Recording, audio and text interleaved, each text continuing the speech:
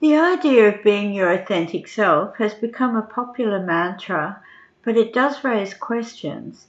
Is it truly liberating, or does it sometimes hold people back? Socrates put a practical spin on authenticity in that he said, to find yourself, think for yourself. Today I'd like to have a wee chat about whether being your authentic self is the real deal or simply the buzzwords of our time. What does this mean for us as human beings, and whether we transition towards or are in retirement stages of our lives?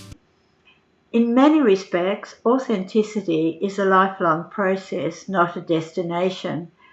Most adults have been authentic in different ways throughout their lives. They have made choices, some by design and others by necessity. However, those choices were real.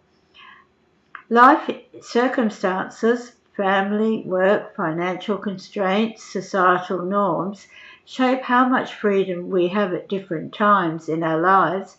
However, this doesn't mean we weren't authentic before. So what are the pros and cons of being authentic? Some pros are experiencing less stress from pretending to be someone else, creating genuine relationships and connections, helping to make our career and life choices align with our true values. Some cons or challenges can be sometimes authenticity clashes with societal expectations. For example, work professionalism, family values, and the like.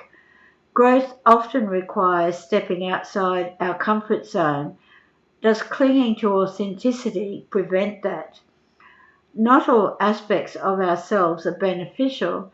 However, we can come to accept ourselves with our warts and all, rather than simply aiming for perfection. As a young adult, I was considered to be a perfectionist, and not always in the nicest of ways, I might add. To be honest, it was very anxiety producing and emotionally draining trying to be a perfectionist. However, I overcame this by telling myself I'm perfect in my imperfection. This has stood me in good stead over the years, and I find myself sharing this experience with younger adults even to this day. Let's have a wee walk down memory lane for a minute. When were the moments you felt most you? Those weren't accidents. They were real, authentic parts of your life. The transitioning and/or the retirement stage of life isn't about wiping the slate clean, it's about adapting to the next phase with wisdom and experience.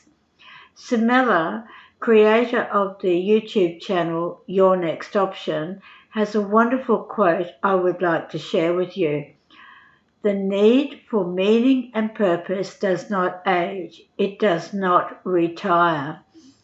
Yes, society, family and community still influence us, but now we get to decide what matters most. What expectation or obligations no longer serve you? And what passions or beliefs do you want to embrace moving forward? This is about cultivating a life which fits where you are at today. If certain hobbies, beliefs or social circles don't serve you anymore, let them go. However, if they still bring fulfillment, keep them. Authenticity isn't about rejecting everything from the past. It's about taking what still works and making space for new experiences. For example, if you love music but never pursued it professionally and decide to now join a band, you didn't reinvent yourself. You have reclaimed a part of who you always have been. What did you love before a range of personal responsibilities took over? Art, music, learning or education, travel, or other hobbies you're interested in. If you've never had time for personal passions, now is the perfect time as a retiree to explore them, because as retirees we have more time on our hands and the headspace to look outside the lifestyle we have lived and or enjoyed in the past. Maybe take on new interests which now fit into who you are today. For me, Lego is something I took up just prior to retiring, and I love it. You'll probably get sick of hearing me talking about Lego, but I really do love it. I find it clears my mind as I'm focused on building the specific setting, and I see a result for my efforts. My friends call me a Lego tragic, and I wear this phrase with pride. Sometimes family or friends can actively seek to hold us back. Yes, it's painful when family or friends don't reciprocate love or effort, but dwelling on it can lead to resentment. Instead of focusing on what should be, focus on what can be. Where else can we find joy and purpose? Our impact on our world doesn't necessarily have to be measured in our family ties. Mentorship for children or younger adults, volunteer work, creativity, or even sharing our stories can leave a lasting impact on the people we meet and greet. Making an impact or leaving a legacy can mean many different things to different people. Maybe interview your family members and or friends for the things they like most and what brings them joy, and include this in an audio or video or pictorial journal. One of the activities Scott Pape of Barefoot Investor fame regularly recommends is children to interview their dads, and yes, their mums, also on their childhood and adult years. So when mum and dad, or maybe both, have passed away, the family has this memories legacy of their parents. We don't have to wait for our children or friends to interview us. We can interview ourselves, or start a family tradition of interviewing our children, grandchildren, other family members, and or friends. Maybe this is the greatest gift we can give to either ourselves or to others. Many people don't have children. I am one. Yet not having a family or children doesn't mean I don't lead a fulfilling lifestyle of my choice.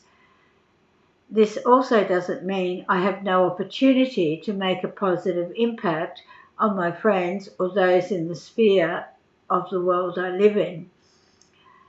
Advertisers sell authenticity as a brand. You need the right clothes, lifestyle, or experiences to be yourself.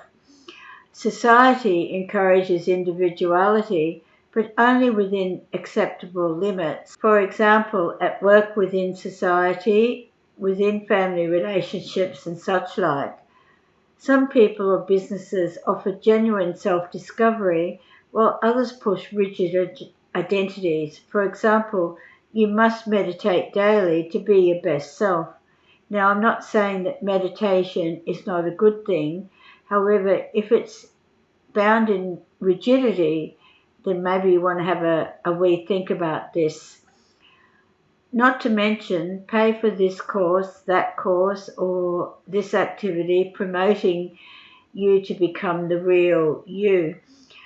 Remember, you were always the real you. The real you is a shifting constant in our lives as we create life experiences, meet and greet new people, broaden our perspectives, foundation, and also as we listen to and wonder about the world around us.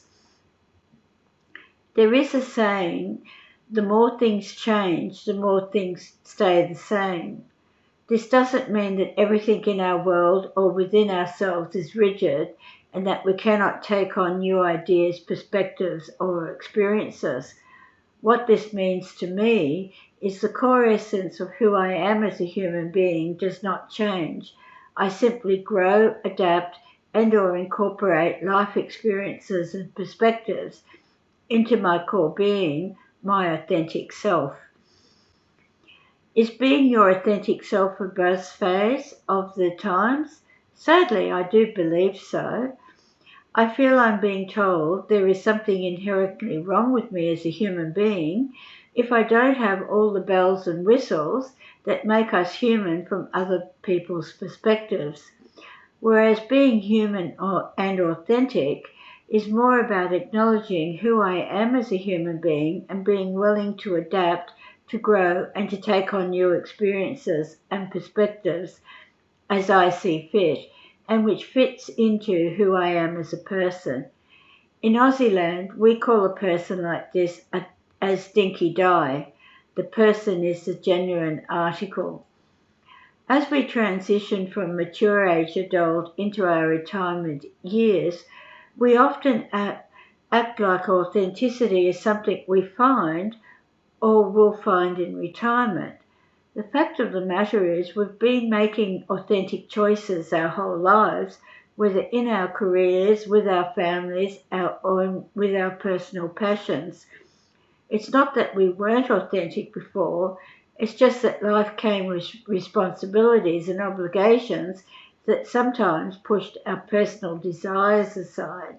If our identity has always been about being a provider or spouse, or a parent, or a friend, now is the time to ask, who am I beyond these roles? Authenticity isn't about who we are to others, but who we are to ourselves. Authenticity doesn't mean saying whatever comes to mind without considering others. It's about finding that balance between being true to yourself and being adaptable in different environments, which is very important. Today, we've had a wee chat about authenticity, and that really, in many respects, we've been authentic throughout our whole lives. As we age and in our retirement years, we have more opportunity to undertake, to be more ourselves, to relax, that we don't have to put on a persona for anybody. If you like this video, please give it the thumbs up and please like the video, and it's free to subscribe.